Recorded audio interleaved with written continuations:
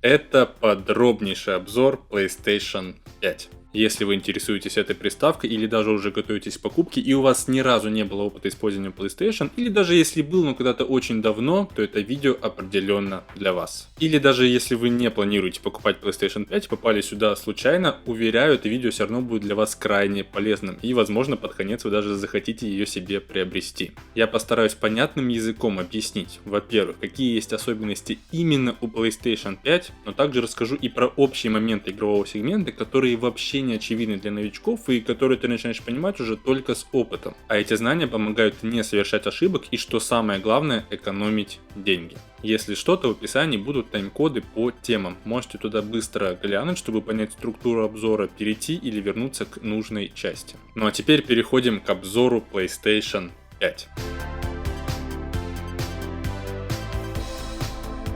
Для начала поговорим про дизайн и его особенности, и как вы уже могли понять, PlayStation 5 довольно крупная штука. Если быть точным, то высота вместе с подставкой составляет 40 см, ширина 26 см, а максимальная толщина дисковой версии примерно 10-11 см. Чтобы вы понимали, вот для сравнения бутылка 1,5 литра воды в сравнении с PlayStation 5. Сама PlayStation с дисководом весит 4,5 кг, без дисковода 4 кг, ну а про разницу версий мы поговорим попозже. Вообще PlayStation 5, по крайней мере снаружи, полностью выполнена из пластика. По бокам это матовый пластик, а посередине глянцевый, и это, пожалуй, главный минус всего дизайна. Внешне это сочетание выглядит круто в первые дни, но уже через 2 недели, даже не месяцев, на глянцевой панели появляются микроцарапины. Так или иначе, PlayStation 5 покрывается пылью, и когда ты ее протираешь, как бы аккуратно ты ни старался, все равно она поцарапается. Поэтому я обзавелся вот такой специальной наклейкой, чтобы защитить глянцевую часть. Ну и в принципе, как мне кажется, так PS5 выглядит интересней. Если что-то, это от канадской компании dbrand, я ссылок оставлять не буду, но если кому-то нужно будет, то знайте, что там можно это купить. Ну и раз уж мы заговорили про кастомизацию, то PlayStation 5 изначально идет только в белом цвете, но если быть точным, то это не чисто белый цвет, а светло-серый.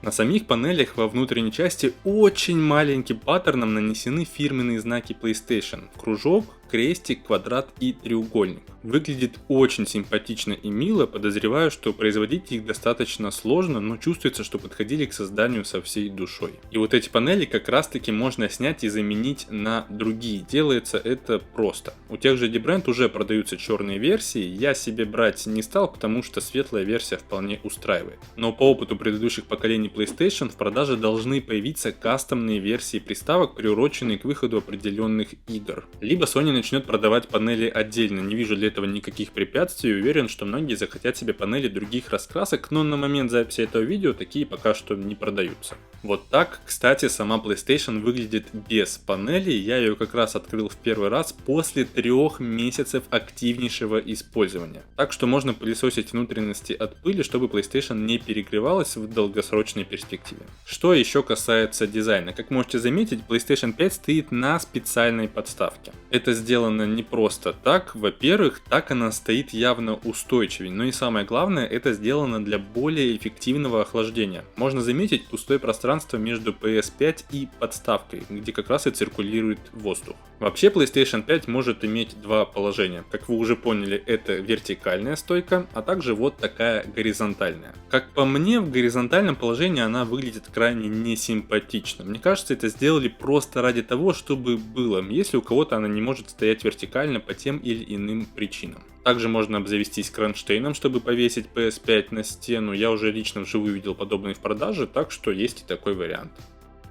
Переходим к взаимодействию телевизора и PlayStation 5. Думаю, у многих потенциальных покупателей есть такой вопрос. Может ли PS5 работать со старыми телевизорами, которым может быть по 10 лет и больше? Отвечаю, может. Главное, чтобы у телевизора был порт HDMI. У меня как раз довольно старый телевизор, так совпало, что он тоже от Sony, но это не столь важно. Так вот, этому телевизору как раз 10 лет, может быть даже больше. У него Full HD разрешение, и он отлично работает с PlayStation 5. Ну а так, конечно, чем круче телевизор, тем сочнее будет ваш игровой опыт. В частности, идеальный телевизор будет с 4К разрешением, с обновлением экрана 120 Гц, с поддержкой HDR и версией HDMI 2.1. На момент записи этого видео такие уже можно купить в диапазоне 55-75 тысяч рублей, а в будущем они должны только дешеветь. Если что, то ссылку на страницу с уже отфильтрованными параметрами на странице цен Яндекс.Маркета я оставлю в описании. А также PS5 можно подключить не только к телевизорам, но и к мониторам, причем с разрешением до 8К. Возможно, кому-то будет удобнее так, если нет возможности использовать телевизор, но все-таки более крутой опыт будет с ТВ, и чем он больше, тем лучше. Но также, что касается подключения приставки к телевизору и ее питания. Провод HDMI 2.1, который, кстати, идет в комплекте, его длина составляет чуть меньше 150 см, а провод питания имеет длину чуть больше 150 см.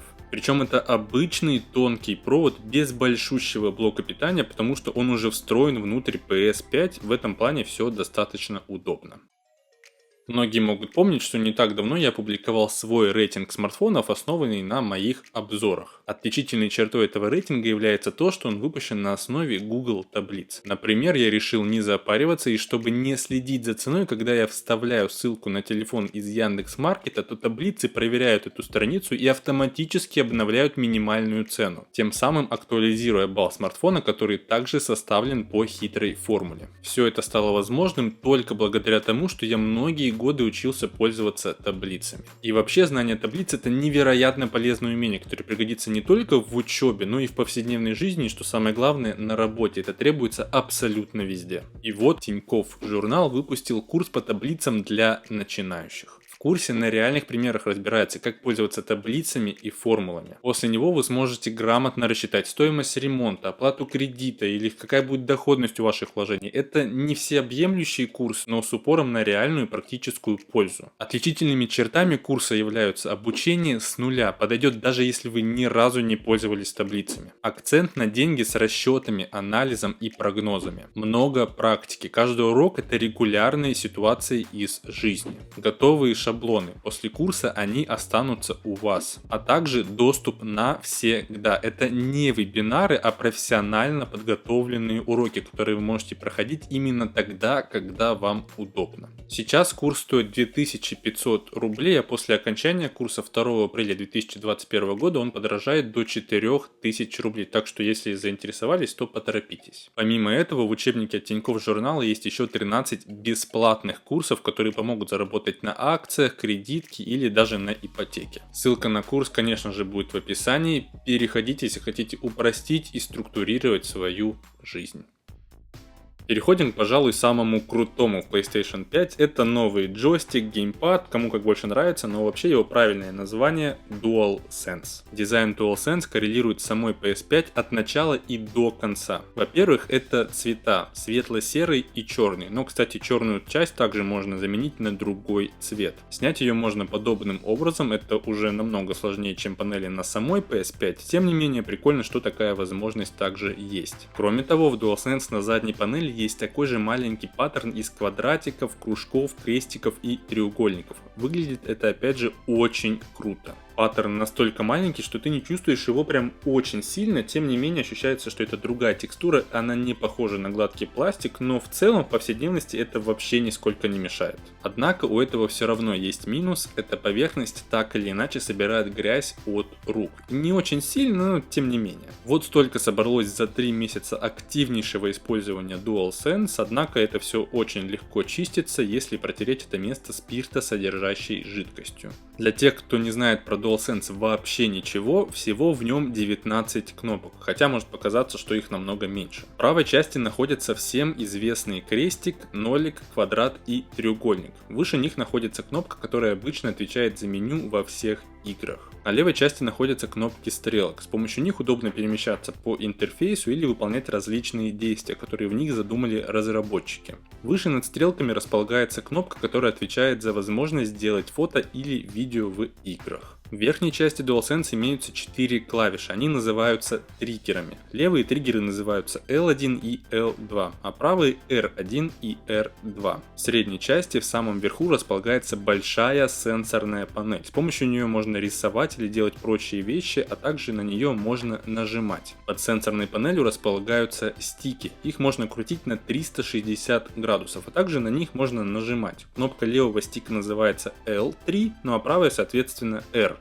Между ними находится кнопка PlayStation, она отвечает за включение DualSense, а также это кнопка перехода в меню во всей системе. Под ней располагается кнопка выключения микрофона. Но если есть кнопка выключения микрофона, то есть и сам микрофон, он находится ниже. Также в DualSense присутствует динамик, он располагается вот здесь, достаточно громкий, покажу позже. В нижней части есть джек 3,5 мм, можно подключить наушники, об этом всем также чуть попозже. И в верхней части находится порт Type-C, через него заряжается DualSense. Перед тем как продемонстрировать возможности DualSense, сравним его с прошлой версией джойстика для PlayStation 4, он называется DualShock 4. Во-первых, хорошие новости, DualShock 4 можно использовать с PlayStation 5. То есть, если вы хотите играть в игры, где есть возможность взаимодействовать вдвоем, например, Mortal Kombat или FIFA, то не обязательно покупать второй DualSense. Его стоимость вообще-то составляет минимум 5000 рублей. Можно взять DualShock 4. Официальная стоимость DualShock 4 немного меньше, но зато на том же Авито можно купить БУ за 1500-2000 рублей. Я таким образом и поступил, второй джойстик мне обошелся всего в 1000 рублей, но нужно быть осторожнее, так как продают очень много китайских подделок.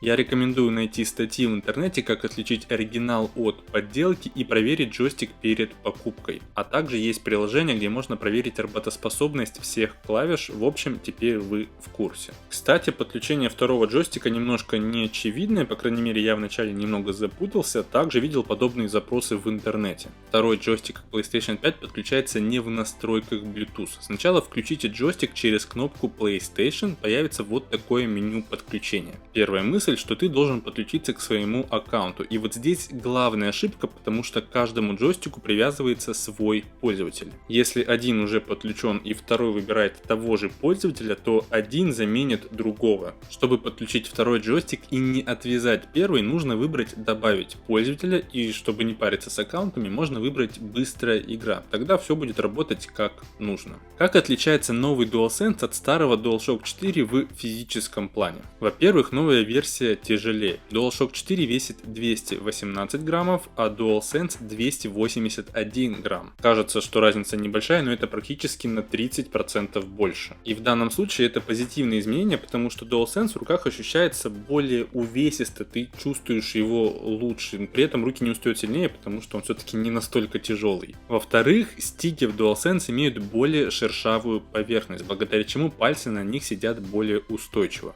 В-третьих, из-за того, что DualSense сам по себе больше DualShock 4 в руках, он также лежит более комфортно, потому что площадь соприкосновения между джойстиком и ладонью больше, чем в прошлой версии. Это что касается внешних отличий, а в плане игрового опыта новый DualSense улетает просто в космос по сравнению с его предшественником. Самая главная фишка DualSense — это тактильный отклик.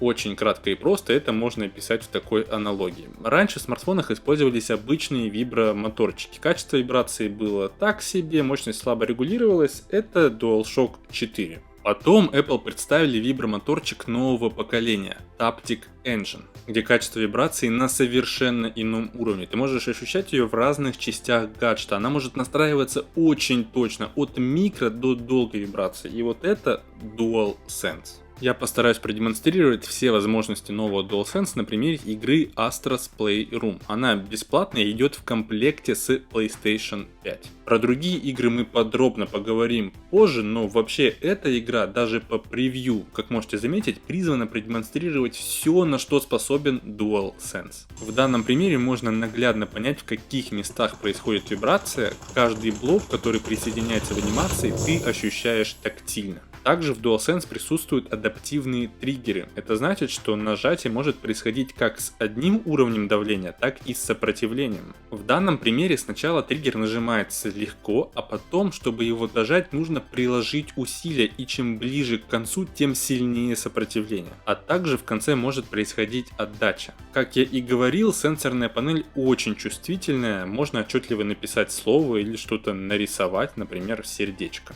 Также в DualSense присутствуют достаточно чувствительные гироскопы, или если по-простому, то датчики перемещения. Как можете видеть, любое мое движение мгновенно отражается на телевизоре, как бы быстро я не вертел джойстик. А также микрофон можно использовать не только для общения, но и, например, чтобы на него подуть. Причем он также чувствует силу, с какой вы можете дуть на микрофон. Можно слабо, а можно и сильно. Как это все можно применить в игре? Как я уже говорил, виброотклик отлично работает, когда ты перемещаешься по разным поверхностям. На обычных буквах она одна, на железной поверхности другая, более яркая, на деревянной поверхности она как будто глухая, на песке вибрация шершавая, а в грязи она тягучая. При всем при этом каждое действие сопровождается отдельным звуком. Если на телевизоре это общие звуки музыки и интерфейса, то звуки ходьбы и более мелких элементов происходят на самом DualSense.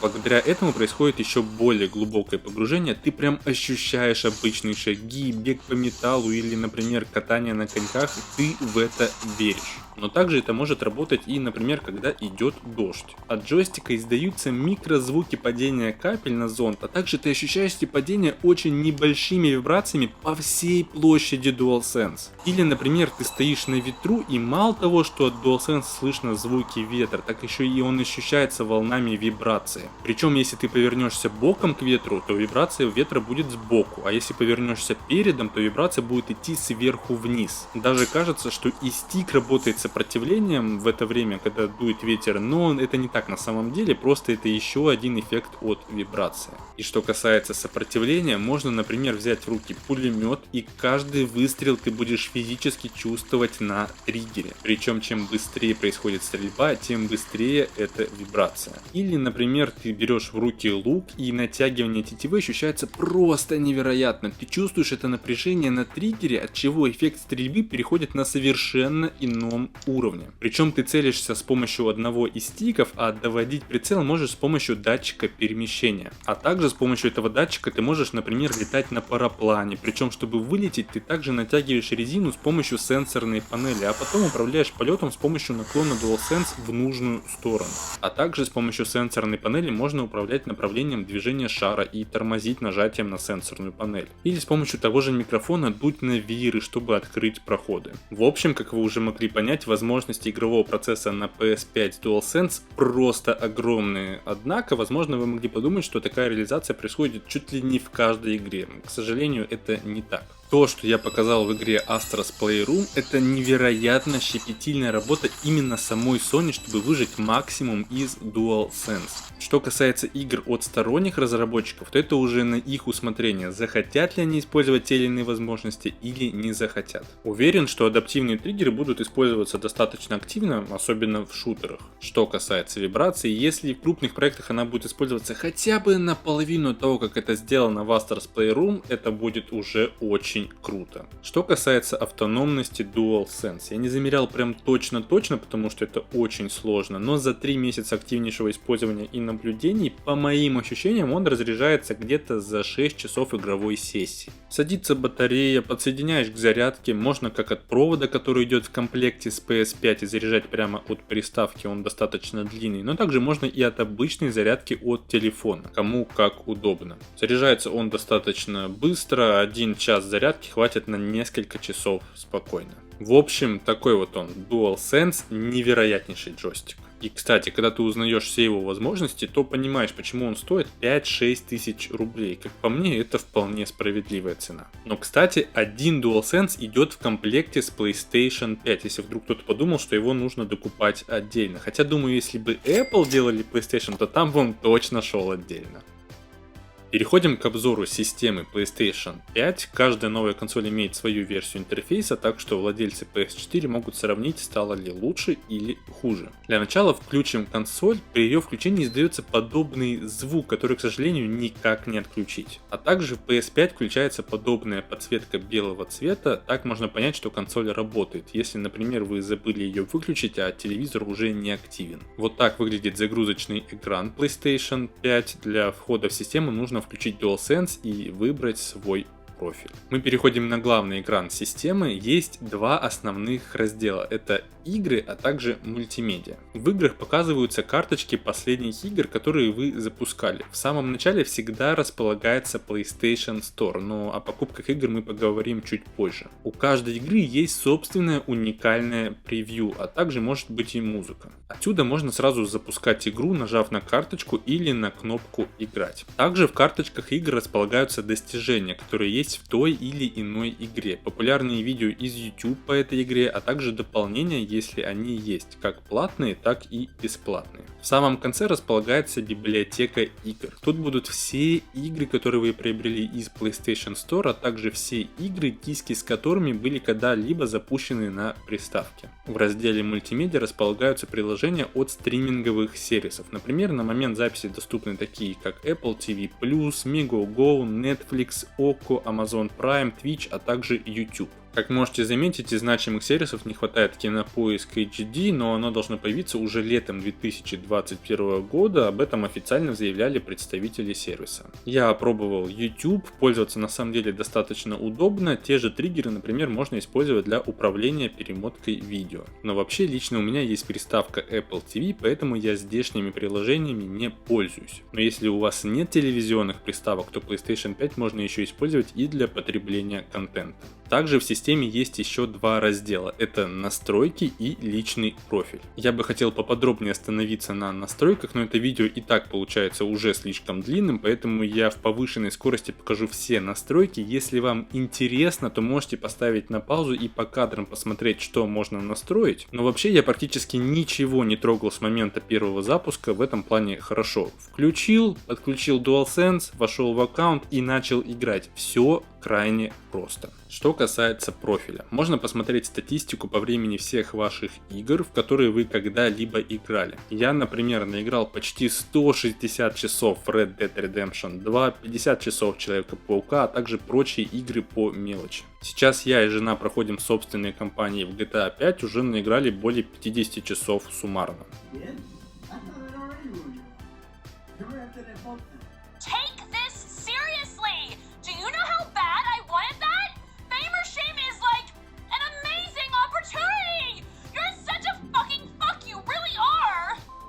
Отсюда также можно посмотреть друзей и их профиль, а также во что они играют. А также список всех полученных призов от всех игр, и даже можно сравнивать твои призы с другом, кто также уже играл в эту игру. А также помните про кнопку PlayStation на джойстике. Она вызывает меню из любого места в системе, здесь осуществляется весь текущий контроль. Это переход на начальный экран, переключатель между запущенными играми и приложениями. Отсюда же их можно принудительно закрывать. Также есть центр уведомлений. GameBase, тут можно посмотреть всех друзей, которые сейчас в сети. Музыка, она в России на данный момент не работает. Показ, здесь можно сразу стримить игру, в которую вы играете на YouTube или на Twitch. Быстрый вызов специальных возможностей для контроля цвета и текста. Звук, здесь настраивается выход звука на телевизор или на наушники, громкость динамика контроллера, а также громкости музыки и видео. В микрофоне можно настроить, откуда будет работать микрофон, а также его чувствительность. В аксессуарах можно быстро глянуть остаточный заряд джойстиков или отключить их при необходимости.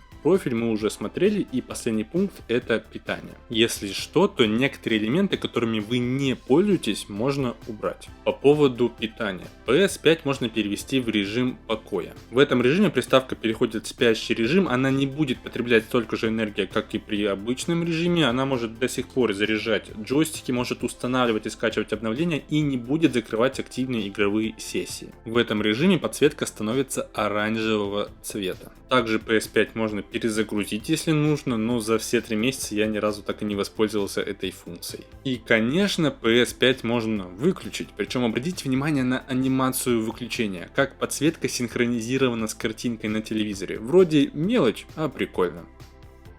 Наконец-то переходим к играм, здесь достаточно много интересных деталей. Во-первых, обратная совместимость. Что это такое? Это значит, что практически все игры, 99,9%, выпущенных на PlayStation 4, они будут работать на PlayStation 5. Дело в том, что если бы обратной совместимости не было, то и не было бы смысла в покупке PlayStation 5 как таковом на раннем старте. Потому что достойных и интересных игр чисто под PlayStation 5 их пока что очень мало, можно пересчитать на пальцах 2 рук. Но с библиотекой игр для PlayStation 4 это уже совсем другой разговор. Поэтому, покупая PlayStation 5, вы не только можете насладиться шедеврами прошлого поколения, но и всеми играми, которые будут выходить в будущем. Пока что некоторые издатели до сих пор выпускают игры одновременно и для PlayStation 4, и для PlayStation 5, но в какой-то момент все станет выходить чисто под PlayStation 5. К тому же, плюс обратной совместимости в том, что на PS5 можно насладиться играми прошлого поколения в более производительном режиме. Все грузится очень быстро, нет ни намека на хоть какой-то глюк. Показывается лучшая графика, которая только может быть в игре. Вы получаете максимальный игровой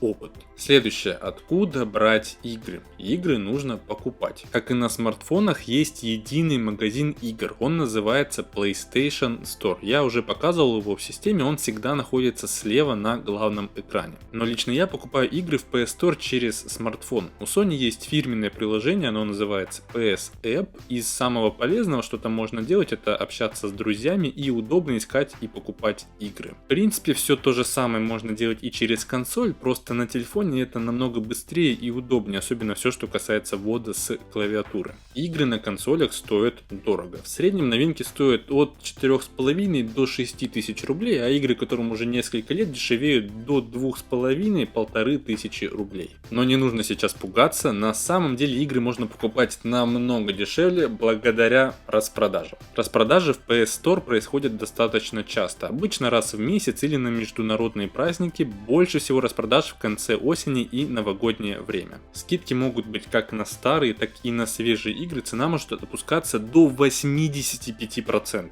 но в среднем скидки обычно составляют 30-50%.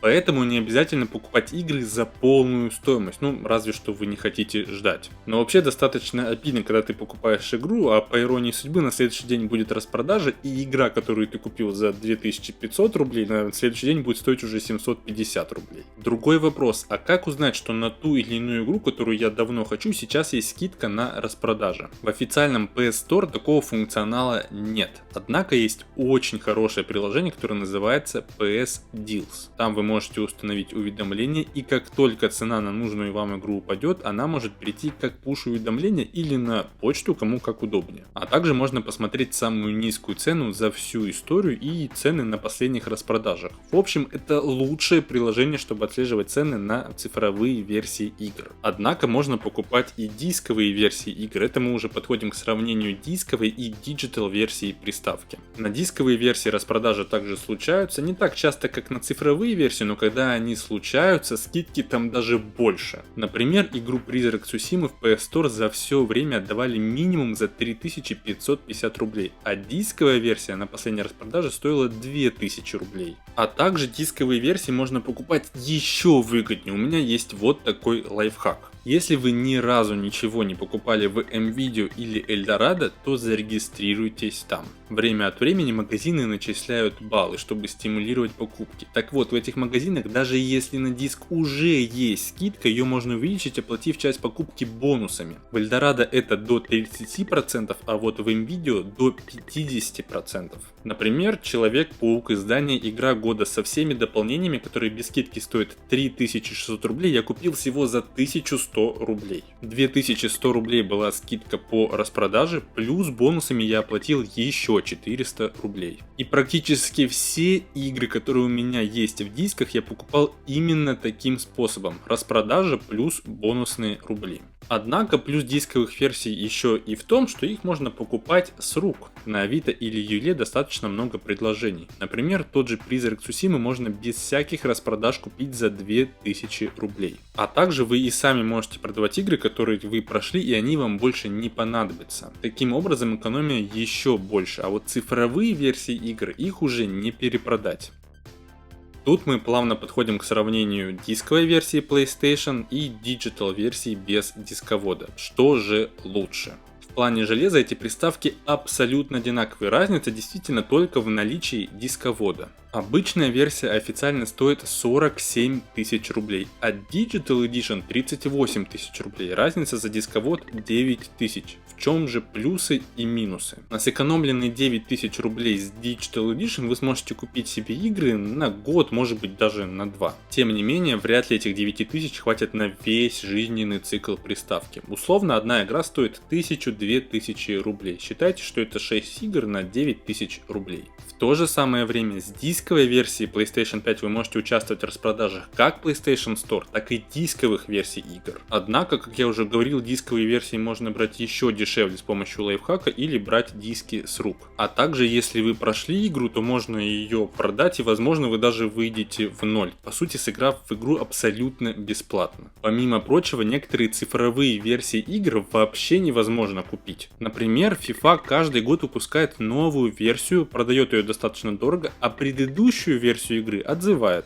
Новый диск старой версии также купить может быть невозможно, и тут остается вариант только брать игру с рук. У меня так получилось с FIFA 20, которую я купил за 600 рублей на Авито. Также достаточно неочевидный плюс дисков это то, что некоторые игры весят очень много. Например, Red Dead Redemption 2 весит больше 100 гигабайтов. Если у вас дома не самый быстрый и стабильный интернет, то вы понимаете, что это будет настоящая боль скачивать такой объем данных. А с дисками все проще, интернет вообще не нужен, разве что скачать обновления для игры, но опять же они не обязательны и весят все равно меньше, чем сама игра. Поэтому если вы выбираете между обычной версией PlayStation 5 и Digital Edition, я бы все-таки рекомендовал брать дисковую версию, потому что в среднесрочной и долгосрочной перспективе она просто будет выгоднее по деньгам и у вас будет больше возможностей для приобретения игр.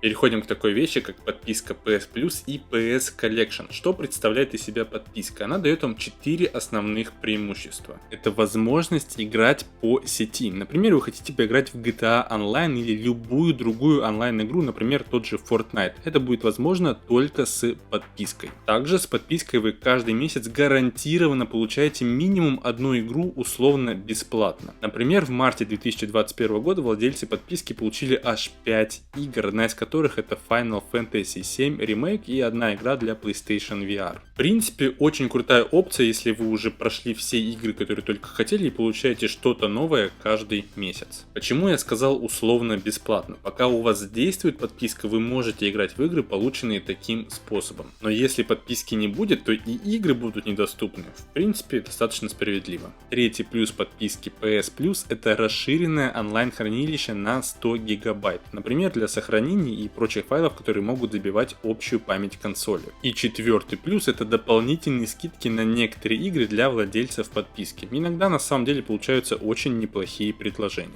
Подписку можно купить на 1 месяц, 3 месяца или год. Если честно, не вижу смысла брать подписку на любой другой срок, кроме как на год. Таким образом получается сэкономить больше всего. Если 1 месяц стоит 530 рублей на момент записи видео, то при оплате сразу на год выходит 3300 рублей или 275 рублей в месяц. А также можно сэкономить еще больше, если купить подписку на распродаже. Однако такое происходит чуть ли не раз в год в Черную пятницу. Например, в 2020 году годовую подписку продавали за 2500 рублей или получается 208 рублей в месяц. А также что такое PS Plus Collection? Пожалуй, это самый главный стимул купить подписку для новых владельцев PlayStation 5. Это 18 топовых игр предыдущего поколения, которое вы получаете в наборе, и это действует только для владельцев PlayStation 5. В этот набор входят такие игры, как Batman Arkham Knight, Bloodborne, Detroit Become Human, God of War, Mortal Kombat 10, The Last of Us, Uncharted 4 и другие топовые игры. Здесь такой же принцип, как и с ежемесячными играми. Пока действует подписка, можно играть в игры из набора. Тут вы уже сами решаете, стоит брать подписку или нет. Я бы сказал так: если вы будете играть достаточно активно и быстро проходить игры, то в принципе подписка того стоит. Это будет выгоднее, чем покупка даже четверти игр из набора по отдельности, не говоря уже про дополнительные игры ежемесячно. Но если вы понимаете, что будете играть время от времени, то выгоднее покупать одну игру за одной постепенно. Таким образом вы не будете зависеть от времени. И еще пару моментов, касающихся игр, которые я должен вам рассказать. Первое — это эксклюзивы Sony. Что это такое? Есть два типа игр. Первый — это кроссплатформенные игры. Их можно играть и на PlayStation, и на Xbox, и на ПК, и даже на смартфоне. Идеальный пример — это Fortnite. Она вообще доступна везде, кроме яблочных гаджетов на момент записи этого видео. А вот второй тип игр — это эксклюзивы. Они доступны только на одной платформе. В данном случае у Sony PlayStation, пожалуй, самая мощная библиотека эксклюзивных игр, то есть вы не сможете в них поиграть нигде, кроме как на PlayStation. Вообще эксклюзивов у PlayStation очень много. Самые яркие примеры — это The Last of Us 1 и 2 часть, God of War, Spider-Man оригинальный и Miles Morales скоро выйдет еще и 2 часть, серия Uncharted, Horizon 1 и 2 часть, Призрак Цусимы, Bloodborne, Ratchet & Clank 1 и 2 часть, Death Stranding, Detroit Become Human и множество других великолепных игр. Следующее, что касается игр в общем плане, это ремастеры. Это не относится чисто к PlayStation, но знать тоже будет полезно. Некоторые игры, которые выходили очень давно, могут перевыпускать. Это значит, что перерабатывают графику под современные стандарты, дорабатывают звук и прочие моменты. Поэтому, если в названиях некоторых игр вы встречаете такие слова, как ремастер, ремейк, definitive, это значит, что эту игру переработали и выпустили снова. В принципе, в этом нет ничего плохого, даже хорошо, потому что немногие игры удостаиваются такой чести, а только культовые. Сценарий игры может быть гениальным, но так как под современные стандарты игра уже не подходит, делают ее ремастер. Как-то так. Также нужно рассказать про такую функцию PlayStation, как Remote Play. Что это такое? Вы можете стримить игру с PlayStation на телефон или планшет, то есть сама игра будет выполняться на PlayStation, а на телефон отправляться только картинка. Вы подсоединяете джойстик к мобильному устройству и играете в любые игры, не находясь при этом рядом с PlayStation. Предлагаю посмотреть небольшой сюжет, как я пробовал эту функцию, когда был в отпуске.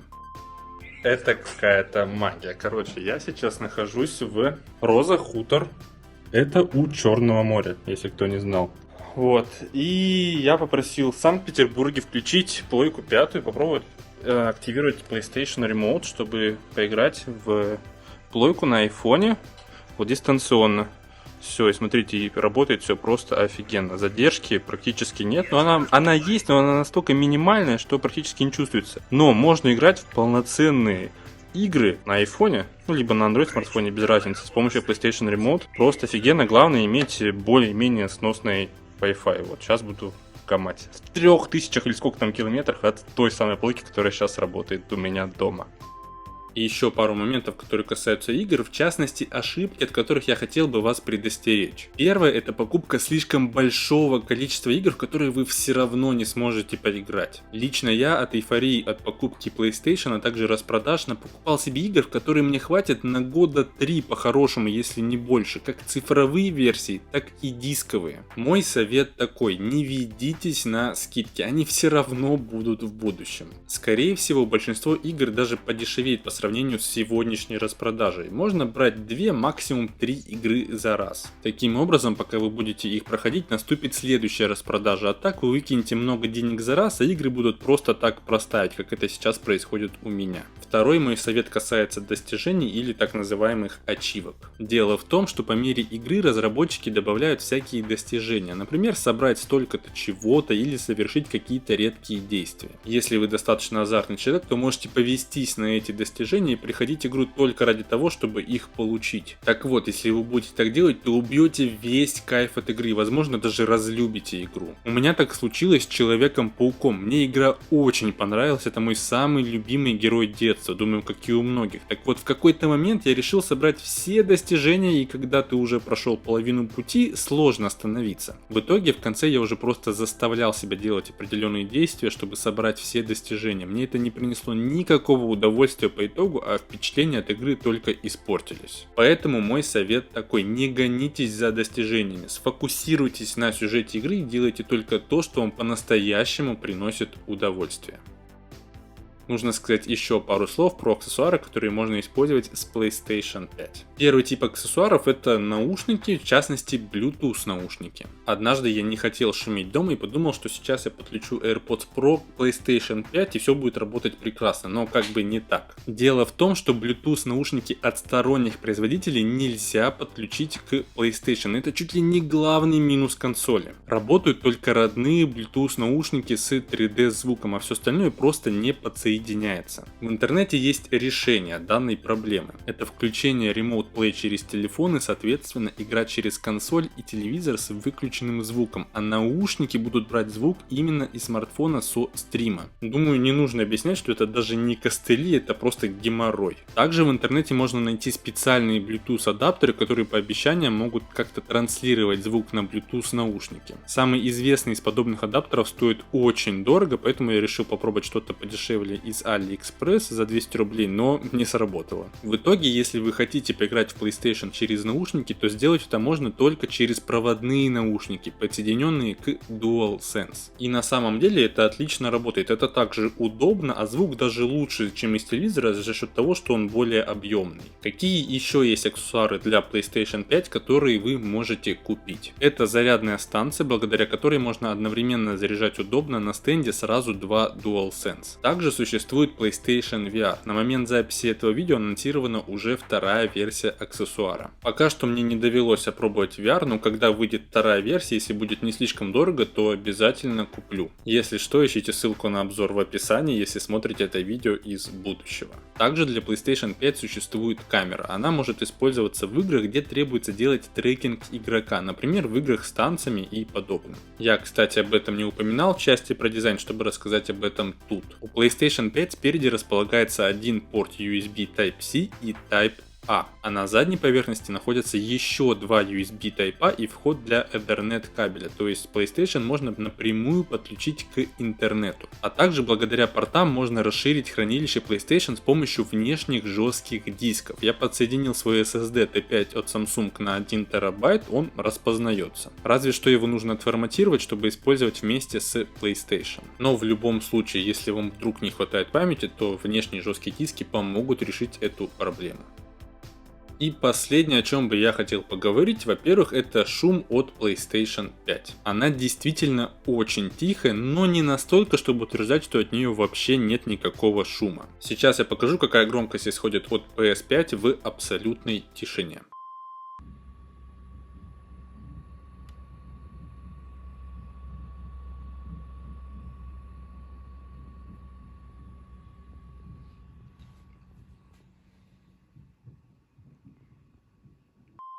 Как вы могли слышать, небольшой шумок присутствует, но опять же его можно услышать только в тихой комнате. Когда вы играете со звуком от телевизора, то этот шум невозможно расслышать. Также, если вы помните, в PS5 есть режим ожидания или спящий режим. Один раз я оставил PlayStation 5 в таком состоянии, мы легли спать, и я недоумевал, откуда же исходит небольшой шум. Как оказалось, это была PlayStation, поэтому если вы спите в той же комнате, где и находится PS5, то я бы рекомендовал ее все-таки выключать, а не переводить в спящий режим. Ну и что касается дисковода, то он достаточно шумный, но только когда работает. Например, если в него вставлен диск, то он время от времени его прокручивает и издает достаточно сильный шум. Также такой шум можно услышать и при включении PS5, когда в нее вставлен диск.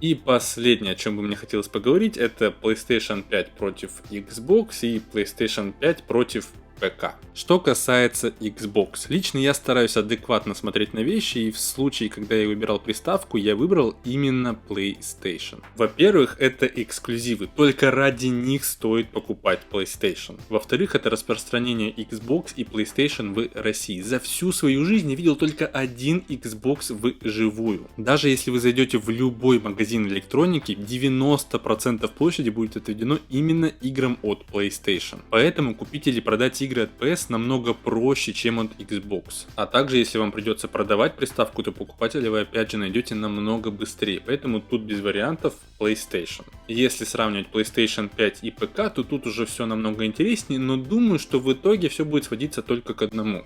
Стоимости. Напомню, что PlayStation 5 стоит 47 тысяч рублей в дисковой версии, причем здесь идет решение все в одном, в отличие от ПК. Сможете ли вы собрать компьютер за такие же деньги, чтобы игры шли без тормозов в отличной графике в течение как минимум 7 лет? Я думаю, что это невозможно. На самом деле я вообще удивлен, почему PlayStation 5 продается так дешево. Этот гаджет покупается на многие годы, на него огромный ажиотаж, она бы спокойно разлеталась за 70-80 тысяч рублей. Но в любом случае здорово, что Sony ее продает чуть ли не в минус, есть такие слухи. В общем, PlayStation 5 уничтожает ПК в плане совокупной стоимости, а все остальное это вкусовщина. Но как мне кажется, развалиться на диване и играть на большом телевизоре намного приятнее, чем сидя у монитора.